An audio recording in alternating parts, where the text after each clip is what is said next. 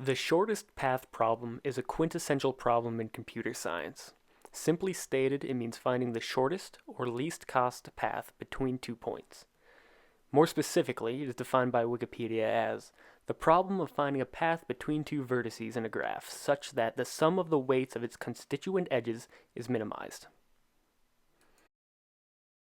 In this example, we have a simple undirected graph with positive edge weights. The shortest path in this graph can be easily determined.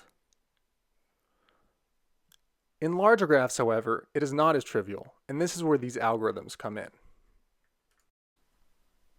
So it may not seem obvious as to why finding the shortest path efficiently is important. Nowadays, this problem and its applications are ubiquitous. From Roomba's path planning in dynamic environments to using Google Maps on a long road trip, there is great interest in finding efficient routes.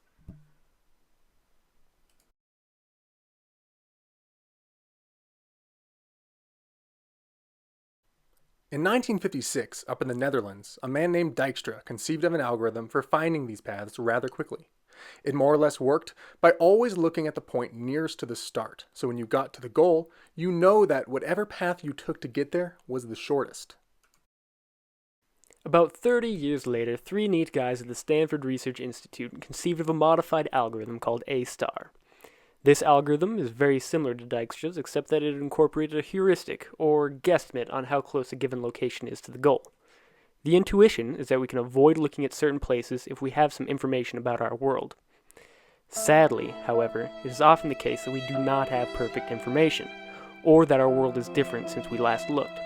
This poses a problem for the aforementioned algorithms, as each time we see something new, our paths are no longer valid and must be recalculated. What we want is an algorithm that can plan and replan paths in real time. There have been many algorithms implemented to solve this problem. These include lifelong planning A star and D star.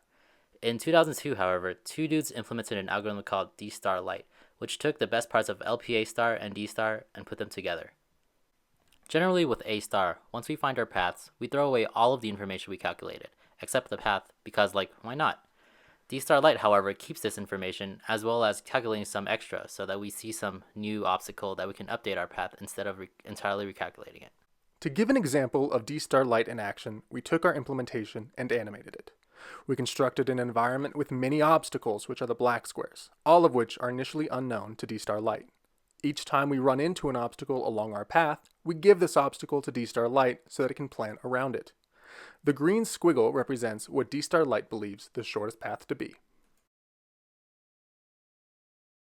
As we saw, D Lite found a path rather quickly. Now we can see A star finding a path in the same environment.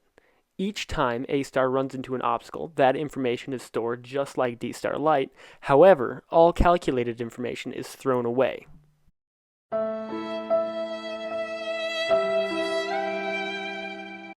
It is also important to note that the previous animation of D Lite was played at normal speed.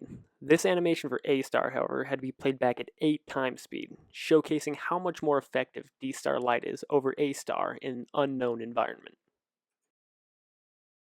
This graph represents the number of push, pops, and removes from the priority queue, which was a binary heap. The red bar is A stars, and the green bar is D Lites. This was measured on a 1000 by 1000 map.